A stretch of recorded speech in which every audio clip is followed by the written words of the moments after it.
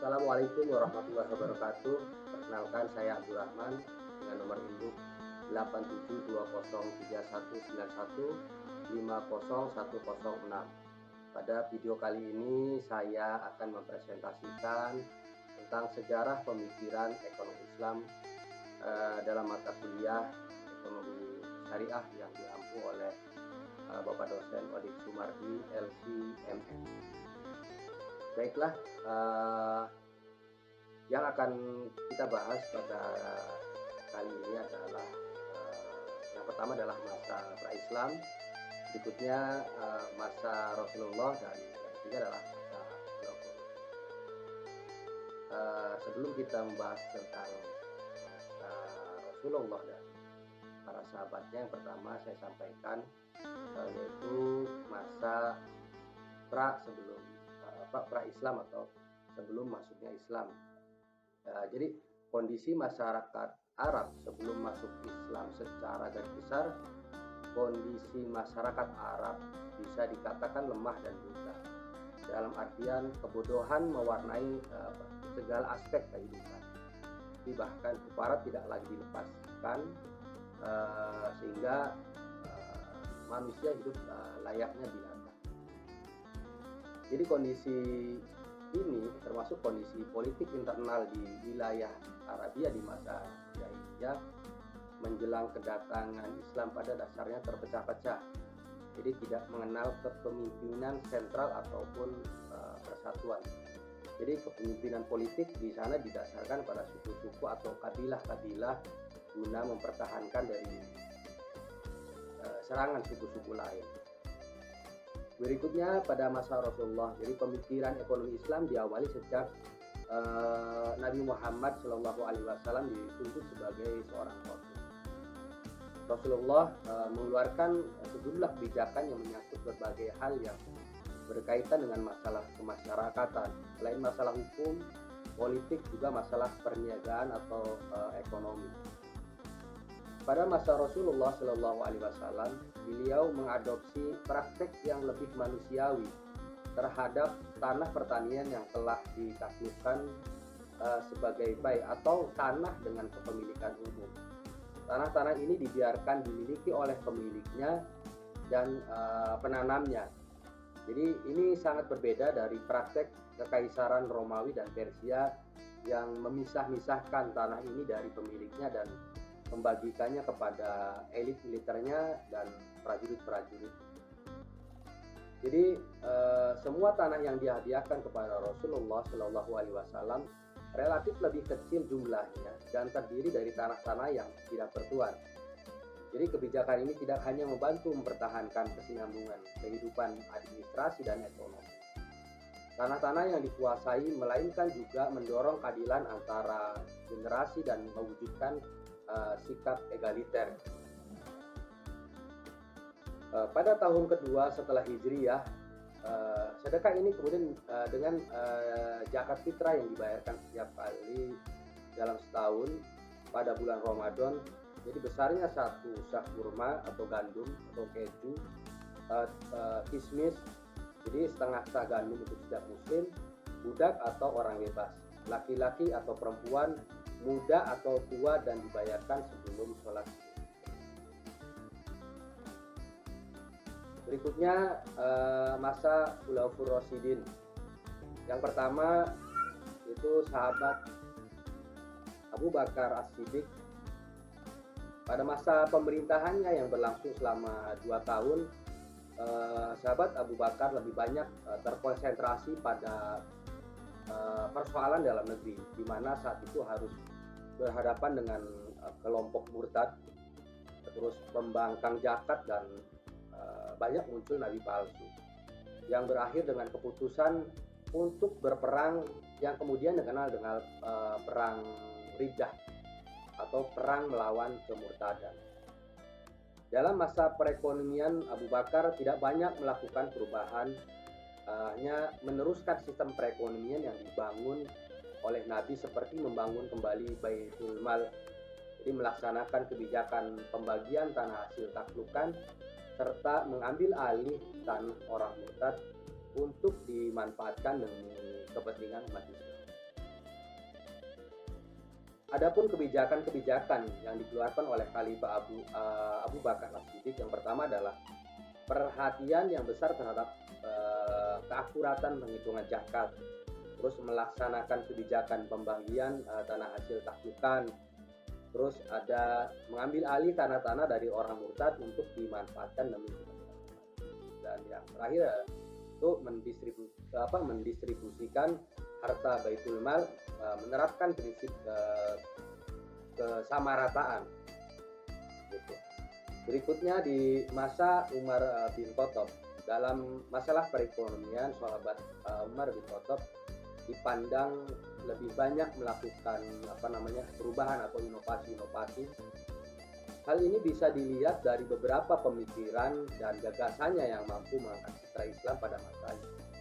Dengan semakin luasnya daerah kekuasaan, Umar mulai memberlakukan administrasi negara, juga membentuk jawatan kepolisian serta tenaga kerja. Dalam bidang pertanian, sahabat Umar mengambil langkah-langkah penting. Jadi misalnya dia menghadiahkan tanah pertanian kepada masyarakat dengan syarat mampu menggarapnya, terus membuat saluran irigasi, serta mendirikan lembaga yang khusus untuk mendukung programnya tersebut. Lain halnya dalam bidang perdagangan, sahabat Umar juga menyempurnakan hukum perdagangan yang mengatur tentang pajak dan mendirikan pasar-pasar yang bertujuan untuk menggerakkan roda perekonomian rakyat. Adapun langkah-langkah besar yang ada dalam bidang pertanian, pertama, menghadiahkan tanah pertanian kepada masyarakat yang bersedia menggarapnya. Namun siapa yang gagal mengelola selama 1 tahun, maka dia akan kehilangan kepemilikan. Kedua, banyak dibangun irigasi, waduk dan tangki, kanal, pintu air, segala macam. Terus yang lain adalah hukum perdagangan.